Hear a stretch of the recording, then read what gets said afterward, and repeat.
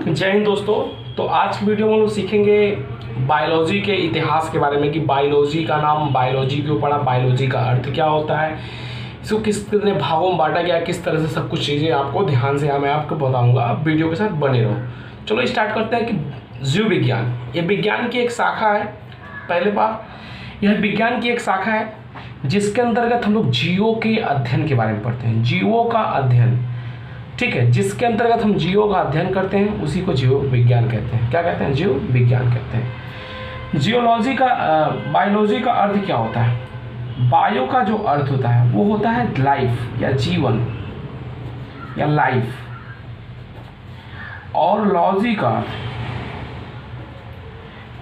अर्थ होता है अध्ययन। ठीक है, लॉजी का होता है अध्ययन या स्टडी। आई थिंक आपको ये समझ में आ गया होगा। जीवों का जिसके अंतर्गत अध्ययन किया जाता है, जिसमें जीवों का अध्ययन किया जाता है, जीव विज्ञान।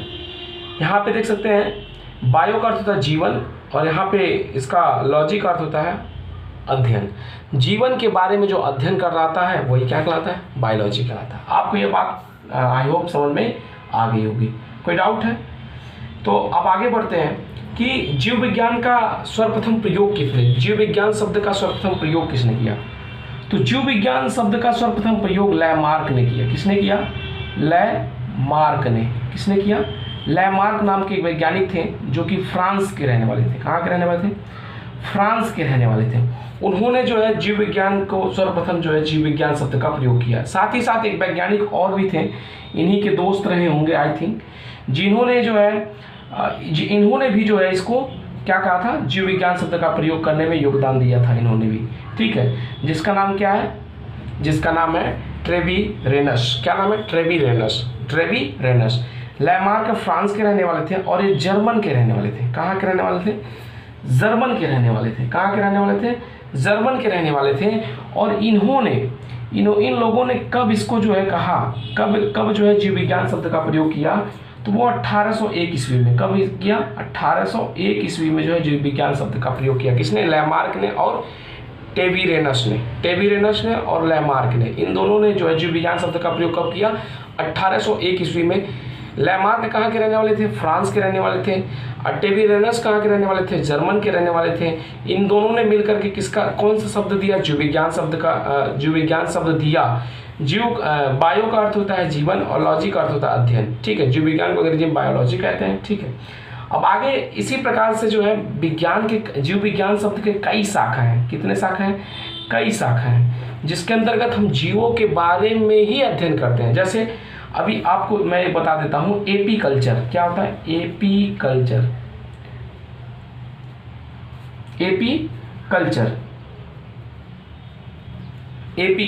ठीक है, एपी कल्चर क्या होता है? इसके अंतर्गत हम लोग जो मधुमक्खी पालन का अध्ययन करते हैं। मधुमक्खी किसका? मधुमक्खी के पालन का अध्ययन करते हैं। मतलब कैसे मधुमक्खी पाला जाता है। आखिर जीव है मधुमक्खी और उसके बारे में हम अध्ययन क्या कर रहे हैं कि उसको कैसे पालना है, और इसके पालन को क्या कहते हैं? एपी कल्चर कहते हैं। इसी प्रकार एक आता है सेरीकल्चर। क्या आता है? सेरीकल्चर।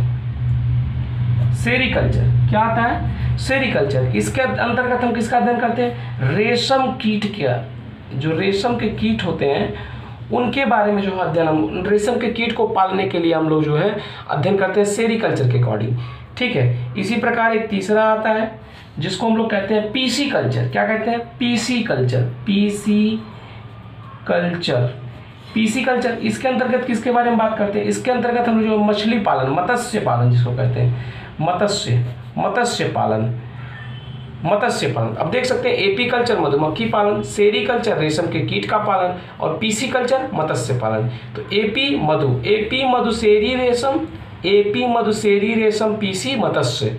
समझ में आ गया? इस तरह से आप इसको याद कर सकते हैं। तो एपी कल्चर में मधुमक्खी पालन, सेरीकल्चर में रेशम के कीट का पालन, और पीसी कल्चर में मत्स्य पालन। तो देख सकते हैं सब जीव ही हैं। तो जीव विज्ञान की सारी शाखाएं इसी प्रकार से तमाम प्रकार के होते हैं। जैसे माइक्रोलॉजी होता है, कवकों के अध्ययन के बारे में होता है। फिर फाइकोलॉजी होता है जो कि शैवालों के अध्ययन के बारे में होता है। फिर एंथ्रोलॉजी होता है, वेरी इंपॉर्टेंट, एंथ्रोलॉजी। क्या? एंथ्रोलॉजी एंथ्रोलॉजी, ये अक्सर एग्जाम में पूछता है, आप इसको दिमाग में रखिएगा। जो मैं लिख रहा हूँ यहाँ पे सब इंपॉर्टेंट है, ठीक है, जो कि एग्जाम में अक्सर पूछता है। एंथ्रोलॉजी पुष्पों का अध्ययन होता है, किसको, फूलों के बारे में जो अध्ययन जिसके द्वारा किया जाता है, फूलों का अध्ययन, ठीक है। तो जिसके अंतर्गत हम लोग फूलों के अध्ययन की जानकारी करते हैं उसको कहते हैं एंथ्रोलॉजी। वेरी इंपॉर्टेंट, बहुत ज़्यादा इंपॉर्टेंट है, अक्सर एग्जाम में पूछता है। एंथ्रोलॉजी किसके बारे में अध्ययन कराता है, तो एंथ्रोलॉजी पुष्पों के बारे में अध्ययन कराता है, फूलों के बारे में अध्ययन कराता है। समझ में आ गया, पुष्पों के बारे में समझ में आ गया। फिर उसके बाद से अगला जो होता है पोमोलॉजी, ये भी जो है आपको पुष्पों के बारे में और फूलों के बारे में, पोमोलॉजी भी आपको जो है इसके बारे में अध्ययन कराता है। पोमोलॉजी आप दिमाग में रखिएगा, पोमोलॉजी ये भी क्या करता है, फूलों के बारे में ही अध्ययन कराता है, फूलों के बारे में, पुष्पों के बारे में, फूलों के बारे में अध्ययन कराता है। पुष्प और फूल आप दिमाग में रखिएगा। पुष्पों के बारे में कौन अगर पूछता है, पुष्पों के बारे में एंथ्रोलॉजी, फूलों के बारे में पेमोलॉजी। अब आपको जो है यहाँ पे दिक्कत हो रहा है सर, पुष्प फूल लगभग एक ही होता है, तो ऐसा क्यों। तो बाबू मैं जब लेसन आपको फूल का पढ़ाऊंगा, पुष्प का पढ़ाऊंगा, तो वहाँ आपको डिफरेंस बताऊंगा कि ये पुष्प क्या होता है, फूल क्या होता है, ठीक है। बशर्ते आपके एग्जाम में अगर इस तरह का क्वेश्चन पूछता है पुष्पों का अध्ययन, तो आप एंथ्रोलॉजी बताइएगा, और फूलों का अध्ययन जो है पोमोलॉजी बताइएगा। दिमाग में आपको है ना, इन चीज़ को आप दिमाग में रखिएगा, ओके ना। तो इसी प्रकार से जो है तमाम प्रकार के होते हैं जिनके बारे में हम लोग अध्ययन करते हैं, ठीक है।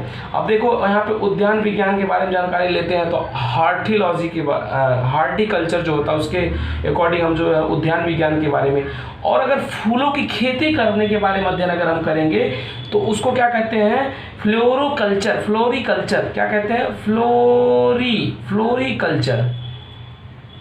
अगर फूलों के खेती के बारे में अध्ययन करेंगे, फूलों के खेती के बारे में अगर अध्ययन करते हैं तो फ्लोरिकल्चर कहलाता है। समझ में आ गया। तो दोस्तों चलिए फिर से इसको हम लोग एक बार समझ लेते हैं। जीव विज्ञान मतलब होता है जीवों के बारे में अध्ययन करना, जीव विज्ञान कहलाता है, जिसको इंग्लिश में बायोलॉजी कहते हैं। बायो का जो अर्थ होता है वो जीवन होता है, और लॉजी का अर्थ होता है अध्ययन, मतलब जीवन के बारे में अध्ययन करना। और जीव विज्ञान शब्द का सर्वप्रथम प्रयोग किसने किया था, तो जीव विज्ञान शब्द का सर्वप्रथम प्रयोग लैमार्क और ट्रेविरेनस। लैमार्क फ्रांस के रहने वाले थे, ट्रेविरेनस जो थे जर्मन के रहने वाले थे। कब दिए थे उन्होंने, 1801 ईस्वी में। कब दिए थे, 1801 ईस्वी में दिए थे। समझ में आ गया। उसके बाद से जीव विज्ञान की कई सारी शाखाएं हैं। एक जैसे आपके पास एपीकल्चर है, मधुमक्खी पालन के बारे में पढ़ेंगे। सेरीकल्चर रेशम कीट के बारे में पढ़ेंगे। पीसीकल्चर मत्स्य पालन के बारे में पढ़ेंगे। एंथ्रोलॉजी पुष्पों का अध्ययन इसके अकॉर्डिंग करेंगे। और पोमिलॉजी जो होता है फूलों का अध्ययन करेंगे। और फ्लोरिकल्चर जो है फूलों की खेती के बारे में अध्ययन करेंगे। इसी प्रकार के तमाम प्रकार की शाखाएं होती हैं, ठीक है। तो आई होप आपको ये सारी बात समझ में आ गई होगी। लेकिन ये सारी चीज़ें जो लैमार्क और ट्रेविरेनस जो थे, इन्होंने तो अध्ययन जो है इन्होंने तो ज्ञान दिया, बात बताया, बट इन्होंने क्रमबद्ध तरीके से नहीं बताया। तो क्रमबद्ध तरीके से किसने बताया, क्रमबद्ध तरीके से आ करके क्रमबद्ध तरीके से जीव विज्ञान को बताया। जीव विज्ञान को जिन्होंने क्रमबद्ध तरीके से बताया वो थे अरस्तु। कौन थे, अरस्तु थे। अरस्तु जो थे इन्होंने ही क्रमबद्ध तरीके से जीव विज्ञान का जो है जीव विज्ञान के बारे में बताया। किसने, अरस्तु। ये अरस्तु कहाँ के रहने वाले थे, ये ग्रीक के रहने वाले थे। कहाँ के रहने वाले थे, ये ग्रीक के रहने वाले थे। एक दार्शनिक थे। क्या थे, दार्शनिक थे। क्या थे, एक दार्शनिक थे। कहाँ के रहने वाले थे, ग्रीक के रहने वाले थे अरस्तु। और इन्होंने ही जीव विज्ञान के क्रमबद्ध ज्ञान को दिया था। क्रमबद्ध ज्ञान को किसने दिया, अरस्तु ने दिया। ये जो लैमार्क और ट्रेविरेनस जो थे इन्होंने जो है बस नाम दे दिया, सारा कुछ ज़्यादा योगदान वगैरह नहीं दिया था। लेकिन जो अरस्तु थे इन्होंने जो है जीव विज्ञान को क्रमबद्ध तरीके से रख दिया, ठीक है, क्रमबद्ध तरीके से रख दिया, ठीक है। और इन्होंने ही सर्वप्रथम पौधों एवं जंतुओं के जीवन के विभिन्न पक्षों के बारे में जो है जानकारी दिया। मतलब क्या है, सर्वप्रथम इन्होंने ही पौधों के और जंतुओं के विभिन्न पक्षों के बारे में कि उनकी खेती कैसे की जाए, तमाम चीज़ें की जानकारी किसने दिया, अरस्तु ने दिया, ठीक है। इसलिए अरस्तु को फादर ऑफ बायोलॉजी कहते हैं। क्या कहते हैं, जीव विज्ञान के जनक क्या है, ये जनक है। कौन है, अरस्तु है। जीव विज्ञान के जनक कौन है, अरस्तु है। तो अरस्तु अगर पूछता है जीव विज्ञान के जनक कौन है, अरस्तु। जीव विज्ञान शब्द किसने दिया, लैमार्क और ट्रेविरेनस, ठीक है। आपको शायद समझ में आ रहा। क्वेश्चन आपका यहाँ फंसेगा, लैमार्क सर ऑप्शन में दोनों रहते किसको मारेंगे, तो वो लैमार्क को हम मारिएगा, ठीक है। और ऑप्शन दोनों इस तरह से कोई क्वेश्चन बनाता नहीं, क्योंकि दोनों ने दिया है तो फिर जो है, लेकिन प्रोबेबिलिटी लैमार्क को ज़्यादा दी जाती है, ठीक है। तो आपको यहाँ तक की बात समझ में आ गई होगी। अरस्तु को ही जीव विज्ञान के फादर कहते हैं और अरस्तु को ही जंतु विज्ञान के फादर कहते हैं। जीव विज्ञान के फादर अरस्तु और जंतु विज्ञान के फादर भी कौन है? अरस्तु है। मतलब जंतु विज्ञान, जीव विज्ञान कोई भी कहता है तो उसके पापा कौन है? उसके पापा अरस्तु जी हैं। ठीक है। अब जो है अरस्तु जो थे, इन्होंने जीवों को दो समूहों में बांटा। समूह, ध्यान दीजिएगा मैंने क्या बोला, अरस्तु ने जीवों के दो समूहों में बांटा। दो समूह, मैं समूह बोल रहा हूं, समूह शब्द पे आप फोकस कीजिएगा। समूह अगर पूछता है किसने दो समूहों में बांटा जीवों को, तो अरस्तु महाराज ने बांटा। अरस्तु ने दो समूहों में बांटा, दो ग्रुप में बांटा। जो पहला ग्रुप इनका था वो अगर देखिएगा आप, यहाँ क्वेश्चन फंसता है, कोई अगर पूछता है कि समूहों में किसने बांटा, अरस्तु ने बांटा। ठीक है। और जो है जगत में किसने बांटा, तो वो जो एक वैज्ञानिक थे